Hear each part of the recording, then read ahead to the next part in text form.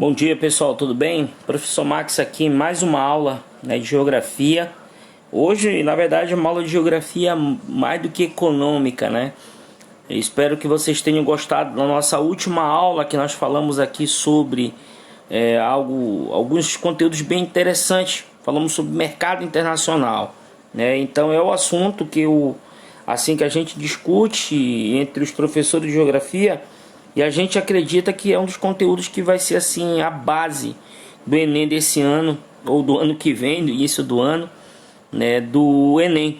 Então é justamente a questão financeira, visto que agora, após esse processo da pandemia, a gente vai ter aí os colapsos econômicos, né, as chamadas bolhas econômicas devem se explodirem pelo mundo, e o Brasil não está fora. A gente já vai falar aqui sobre isso. Meus amigos, amanhã, sexta-feira, eu vou estar disponibilizando para vocês na plataforma do Proeste a nossa última atividade de geografia desse segundo bimestre. E na próxima aula, na próxima quinta-feira, a gente vai criar aqui um canal Tirando Dúvidas. Então pegue as suas dúvidas que vocês tiveram nessas 3 unidades, formulem as suas perguntas e encaminhe para a Jennifer. Ela vai me encaminhar nessas perguntas, se tiver alguma pergunta. Se não tiver, eu vou procurar fazer aqui uma revisão. E aí a gente vai, como eu posso te falar, se a gente vai disponibilizar isso para vocês, essas respostas bacanas. Pessoal, o conteúdo de hoje é o Brasil na globalização. Muitos se perguntam, professor, o Brasil é um país globalizado? É, pessoal, sim, um país globalizado. A resposta é sim. Porém, a globalização no Brasil, ela teve um processo mais tardio. Vocês sabem que a globalização ela passou por 3 grandes fases, né? A fase inicial, a mediana e agora a fase final, que é a Revolução Técnico-Científica e Informacional. Pois bem, a gente já falou aqui na nossa primeira aula desse bimestre, a gente falou sobre a globalização e o conceito de globalização, que vocês sabem que é o avanço dos meios tecnológicos, é a interação da sociedade, a interação econômica, as relações, isso tudo é globalização.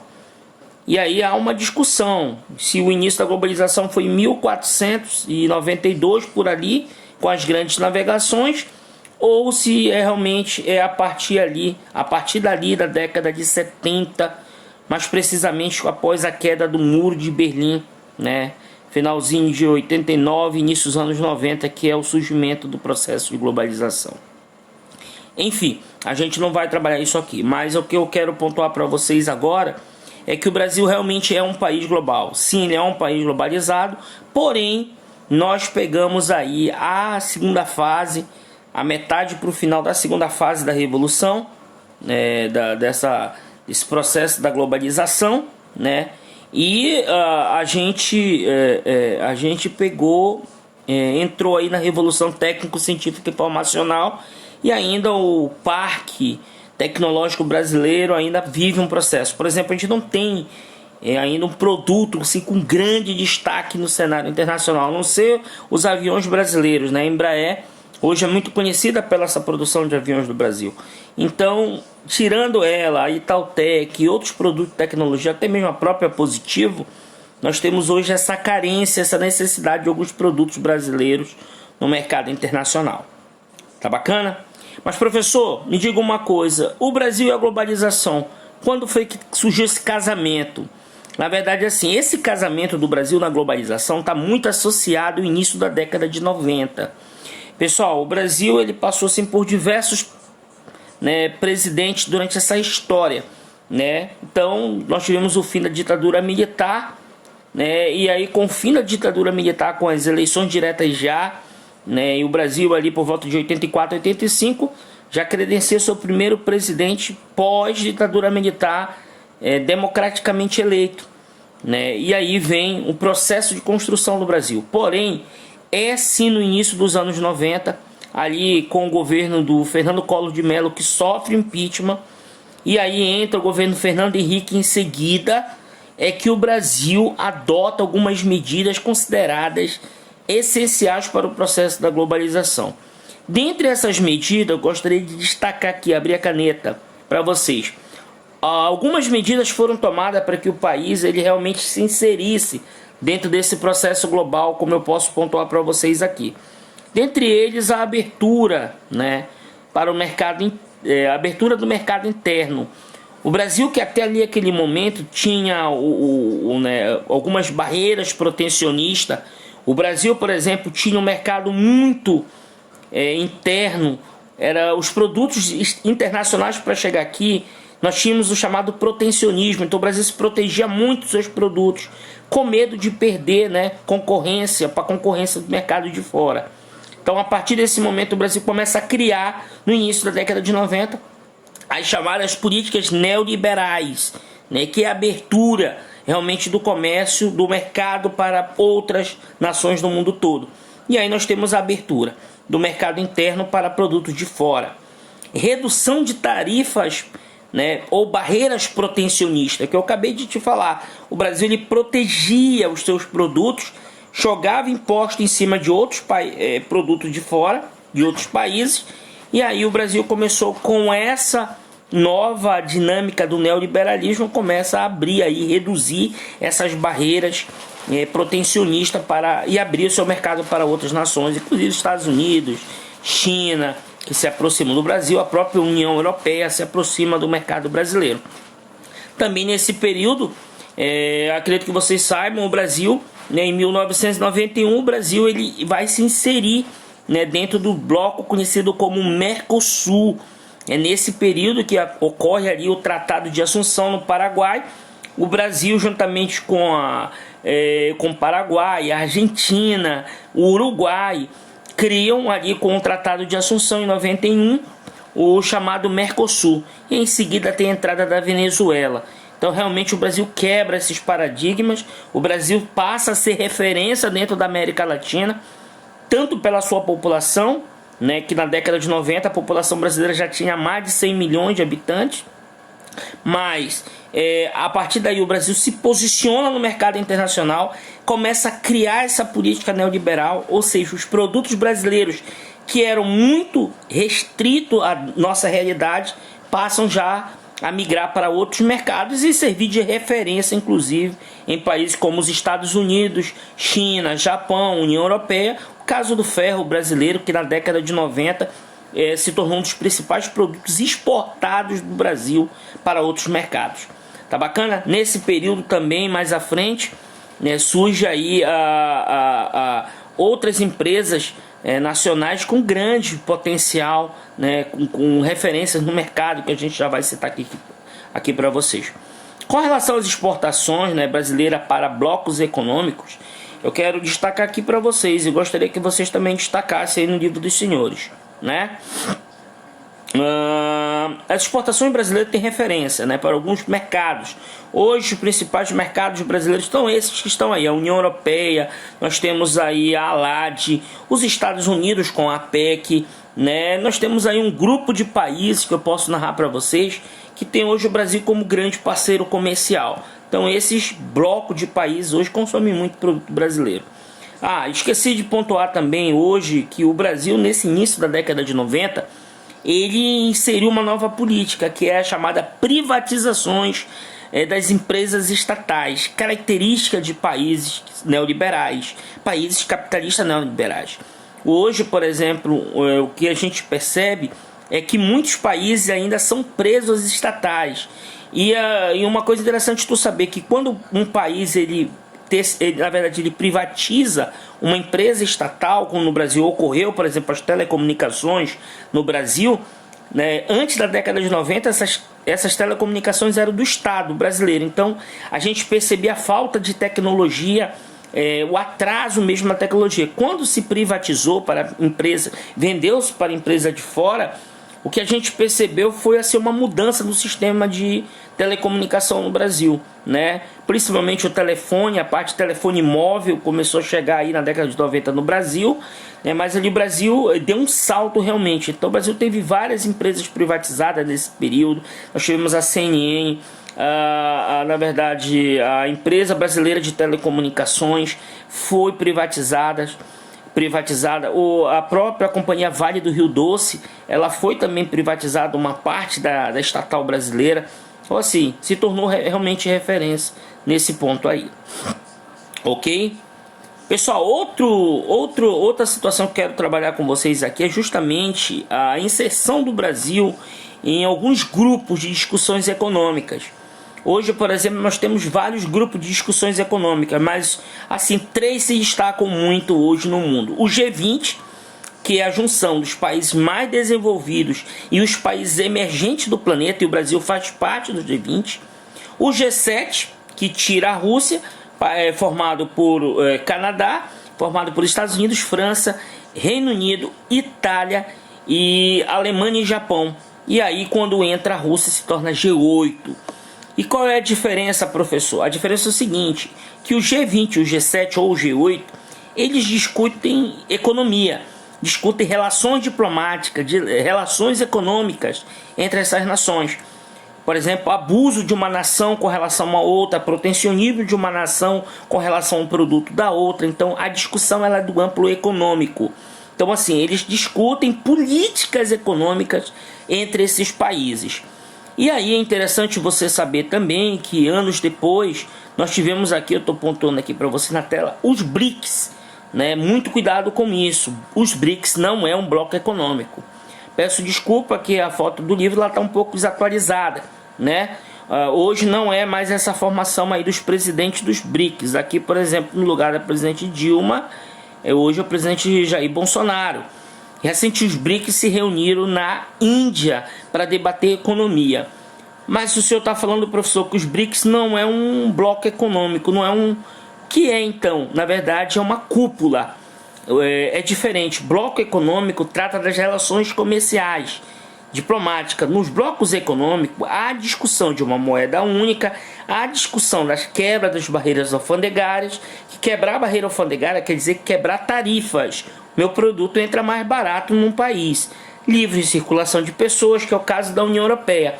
Mas os BRICS não são bloco econômico. E quais são os principais blocos econômicos, então, professor, hoje do mundo? São esses: a APEC, né, que aí, na verdade, é o maior bloco econômico do mundo, porque junta as maiores nações mais poderosas do planeta.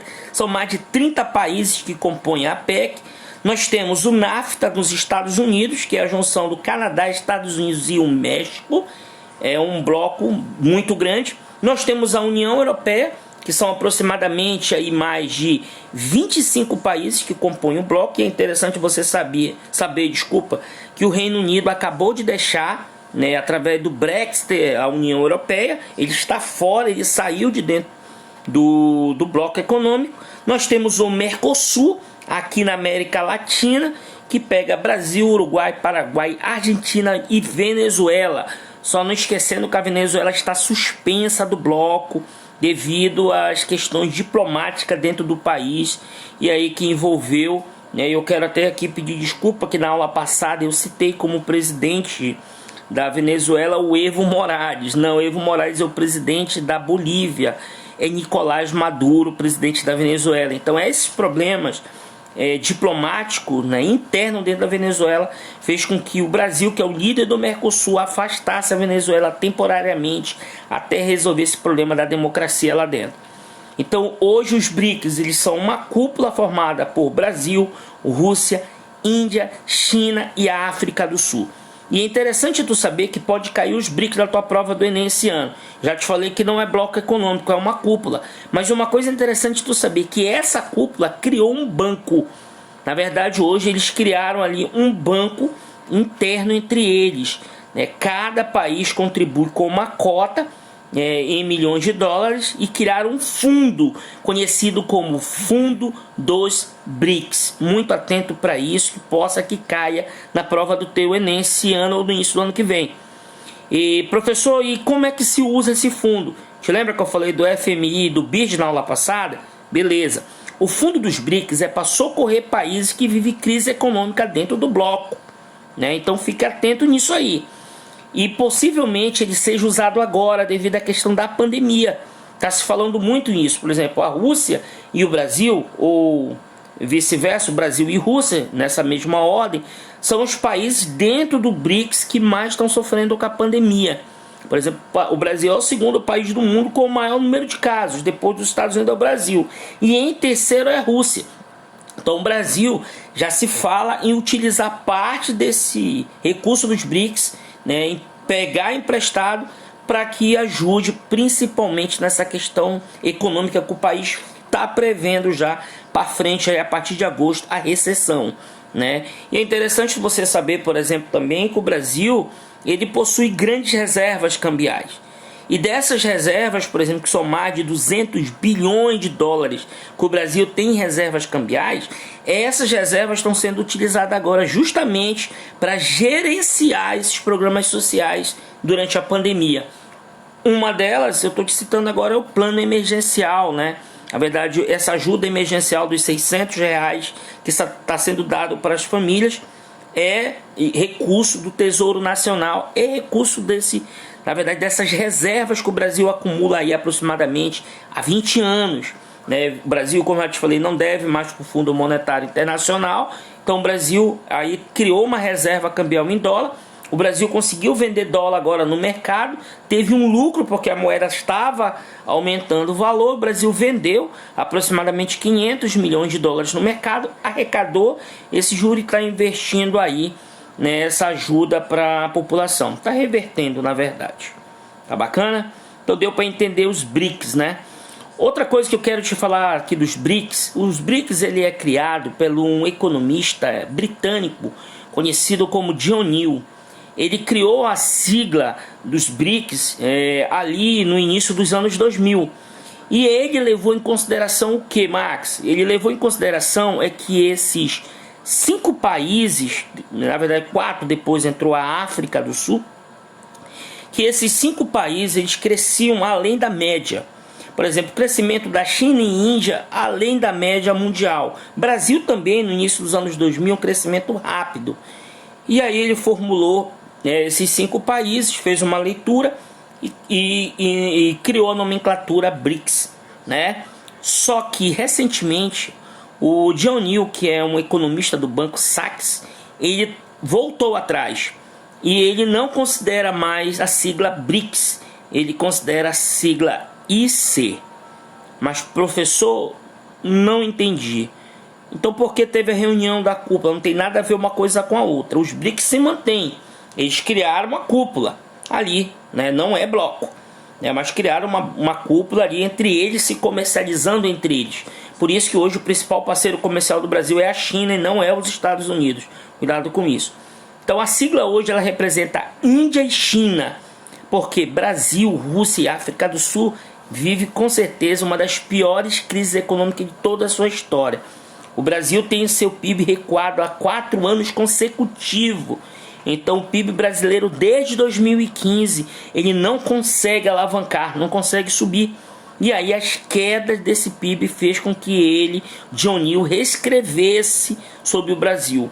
E sem sombra de dúvida, se não fosse essas crises, o Brasil chegou a ocupar aí a 6ª economia do mundo. Recentemente o Brasil ocupa a 9ª economia do mundo, foi ultrapassado recentemente pela Índia.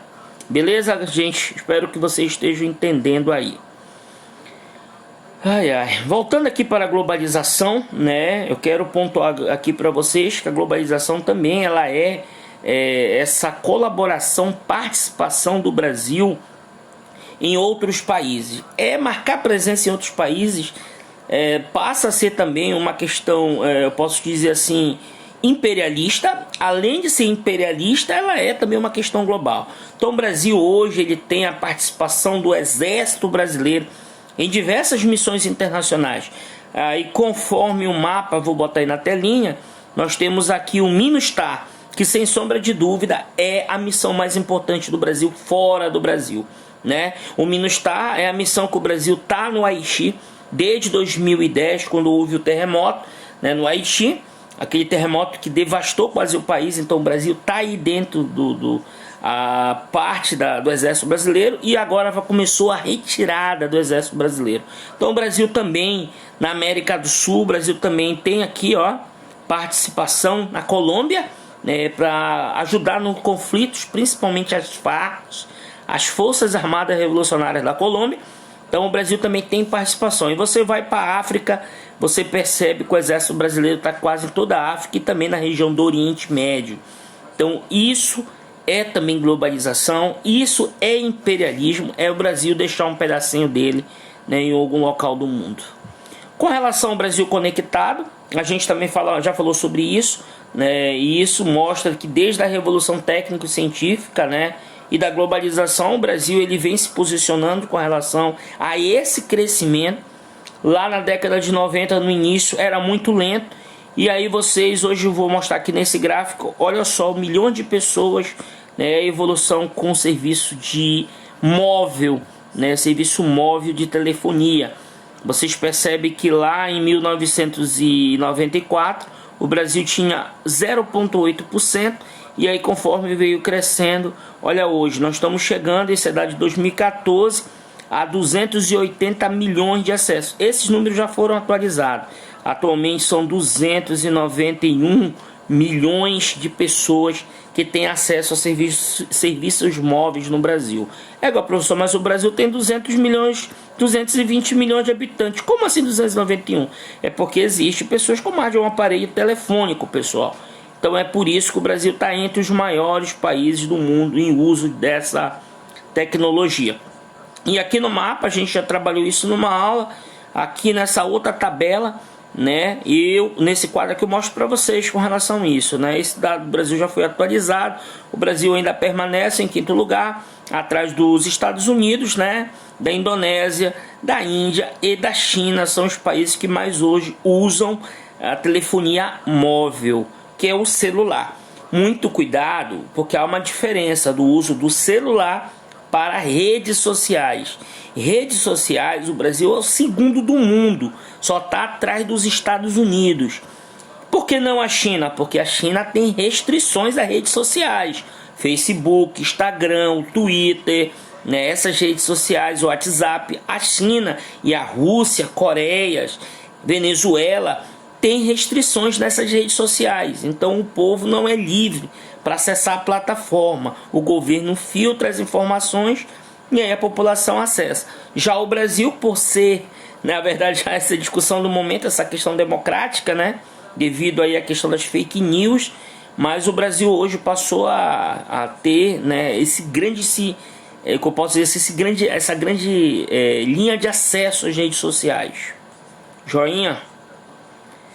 Aqui, né, domicílios particulares, né, permanentes, né, em utilização de internet por meio de microcomputadores. Olha só o Brasil, né? E aí você tem o crescimento brasileiro, hoje já ultrapassou, sem sombra de dúvida, a marca dos 38%. O último dado de 2013 é 31,2% da população, né? Aproximadamente aí milhões de pessoas, tinha acesso da internet através do computador. Hoje a questão do computador, gente, ainda é muito acessado. Só que hoje você tem um smartphone na mão, né? Você tem um celular que hoje ele faz tudo. Então hoje a utilização dos aparelhos telefônicos de última tecnologia é coisa impressionante realmente. Ok, gente? Joinha? Pessoal, com relação à questão dos protestos anti-globalização no Brasil, isso é muito comum, né, dentro de um país democrático, a gente ter os movimentos anti-globalização. Professor, mas tem gente que é contra a globalização, não que seja contra, mas que reivindica algumas coisas da globalização, que acham que a globalização é excludente, e é excludente. A globalização ela exclui alguns países do mundo, como eu já falei para vocês, a África. Mas sim, existe esses protestos do movimento, entre eles o Fórum Social Mundial. O Fórum Social Mundial, pessoal, para quem for entrar na Unifap, vai ter esse privilégio possivelmente de participar. Ele acontece no contraponto ao Fórum Econômico. Então está tendo Fórum Econômico, por exemplo, na Europa, e está tendo Fórum Social no mesmo dia em outro país, de preferência um país subdesenvolvido, né? O Fórum Social, na verdade, o Fórum Econômico desse ano aconteceu em Davos, na Suíça. É um país extremamente desenvolvido. Já o Fórum Social, né, na verdade, do ano passado. Já o Fórum Social aconteceu na África, atualmente. Então, o Brasil ele é muito conhecido por ter cedido fóruns sociais. Eu fui em 2 aqui no Brasil, né? Então, os fóruns sociais, eles discutem políticas, criam um documento para entregar para a ONU com relação à questão do aumento da pobreza, a questão do aumento do desemprego. Então, quem for para a Unifap, fique atento. Deve ser convidado para participar a sua turma no fórum social. E vá lá discutir, debater, conhecer outras delegações, conhecer o mundo todo. Pessoas do mundo todo participam. E no Brasil, o fórum ficou muito conhecido em 2 cidades brasileiras. Em Porto Alegre, no Rio Grande do Sul. Desde o início dos anos 2000, o fórum acontecia dentro dessa cidade. Depois o fórum veio para a Amazônia, para Belém, onde eu também participei na UFPA. E também o fórum já migrou para Caracas, na Venezuela, aqui nossa vizinha brasileira. Então o fórum ele circula o mundo todo, ele dá voltas no mundo todo. E onde a gente vai debater a questão social, questão política também. Mas enquanto eles estão discutindo economia lá em Davos, ou na Itália, né, onde foi também no ano retrasado, a gente no Fórum Social discute a questão de geração de emprego e renda, identificar países que estão sofrendo desemprego, a pobreza, a questão da educação, investimento na área de saúde, educação. Então o Fórum Social ele é essa bandeira justamente com relação assim, um outro mundo, que é o slogan, né? O outro mundo é possível. E aí eu apresento para vocês um pouquinho da bandeira do Fórum Social Mundial, que é bem legal. Quase finalizando aqui, pessoal, a gente vai falar um pouquinho da regionalização do Brasil globalizado. Quando se fala em globalização, o sistema regional brasileiro muda. Vocês sabem que a classificação do IBGE divide o Brasil em 5 regiões, né? Norte, Nordeste, Centro-Oeste, Sul e Sudeste. Quando se fala em Brasil globalizado, nós vamos utilizar a classificação do brasileiro Milton Santos, que classifica ele e a Maria Laura Silveira, o Brasil, na verdade, em 4 centros de tecnologia, na verdade 4 centros urbanos. São eles a Amazônia, como vocês identificam aí de verde, né? Nós temos o Nordeste, não mexeu muito nisso. Aí nós temos de amarelo a região Centro-Oeste. E aqui nós temos a divisão atual da Maria Laura Silveira e do Milton Santos, geógrafo brasileiro, né? O baiano Milton Santos, símbolo hoje da geografia do Brasil e no mundo, um brasileiro, a região concentrada. E eu vou tentar mostrar para vocês que cada região dessa, Milton Santos e a Maria Laura Silveira, ela pontua cada região de uma forma diferente. Por exemplo, a Amazônia é conhecida como a região da matéria-prima, a presença de minérios, né, a questão vegetal, a questão natural. Então analise desse ponto. A tecnologia aqui um pouco atrasada, né? Então o Milton Santos avalia a região com atraso tecnológico. O Nordeste já é aquela região onde tem mão de obra barata, né? O centro de tecnologia ainda estão atrasados, porém já há uma melhoria, né? Algumas indústrias do Nordeste já funcionam com mais eficiência. A presença petroquímica na região, que é a exploração de petróleo, a indústria têxtil. Então já é uma região que apresenta um parque industrial um pouquinho melhorado do que da Amazônia, que tem esse atraso. A região Centro-Oeste, voltada para a produção da agropecuária, da soja, né, com algumas dificuldades, porém a mecanização do campo bem intensa. E aí vem a região concentrada, que é o Sudeste com o Sul do Brasil, que segundo o Milton Santos é a região mais tecnológica do Brasil, é a região onde sustenta a economia nacional. E aqui, pessoal, eu falo um pouquinho justamente desses fatores aí, né? Quando ele fala da distribuição das regiões, a presença da concentração da tecnologia, mecanização da agropecuária, distribuição das atividades econômicas. Quando a gente vem para a Amazônia, o que eu acabei de te falar agora há pouco, poucos recursos tecnológicos, né? É uma região que está em desenvolvimento, mas tem a Zona Franca de Manaus, que é o maior centro de referência da região, né? Onde tem montadoras que pegam aqui os seus produtos, montam e distribuem para as outras regiões do Brasil. E aí ele apresenta aqui um pouquinho da taxa, né? Desmatamento anual da Amazônia, muito relacionado a essa questão do desenvolvimento da agropecuária aqui. E aí alguns estados realmente se destacam aí nessa questão do desmatamento. Aí vem o Nordeste brasileiro, atividades econômicas modestas, como ele cita aí, né? Modernas, mas já tem ali a questão petroquímica, já é mais, né, um pouco mais avançada, a questão de Camaçari, na Bahia, é um pouco de destaque para isso. O Centro-Oeste é relacionado à questão da produção de grãos, né, hoje a produção de grão na região Centro-Oeste é muito grande. Para vocês terem uma ideia, 2 portos hoje pegam essa produção de grão do Centro-Oeste, o Porto de Santos e o Porto de Paranaguá, no Paraná, né, são portos bem importantes. E a região concentrada, onde, né, estão os maiores estados do Brasil, tanto em população quanto na questão da densidade demográfica, né, aí nós temos a região com certeza com os maiores índices de urbanização do país, onde está concentrado aí o grande fluxo de pessoas, de capitais e coisas assim desse nível. Com relação ao turismo do Brasil, nós temos aqui, para quase finalizando, falando um pouquinho do desembarque de passageiros nos últimos anos do Brasil. Vocês percebem que no gráfico 1 da tua esquerda esse crescimento anual.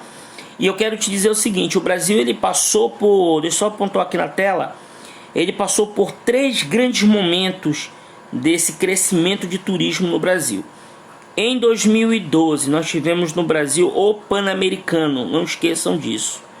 Em 2014 nós tivemos no Brasil a Copa do Mundo. E em 2016 nós tivemos no Brasil os Jogos Olímpicos do Rio de Janeiro. E atividades também que trazem aí milhares de turistas todos os anos para o Brasil. Nós temos o Rock in Rio, né?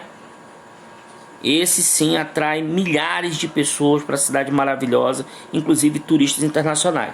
Além das praias brasileiras no verão intenso, que traz imigrantes argentinos, chilenos, uruguaios, paraguaios para o território nacional. Tá, joinha? Beleza, pessoal? Então por hoje a nossa aula encerra por aqui. Espero que vocês tenham gostado. Bem pequeno o conteúdo, a unidade, né? E assim, a gente na próxima aula encaminha dúvidas para a Jennifer, que a gente vai tentar tirar de vocês essas complicações aí. Tá bacana? Então amanhã tem atividade no Proeste. Forte abraço a todos. Tchau.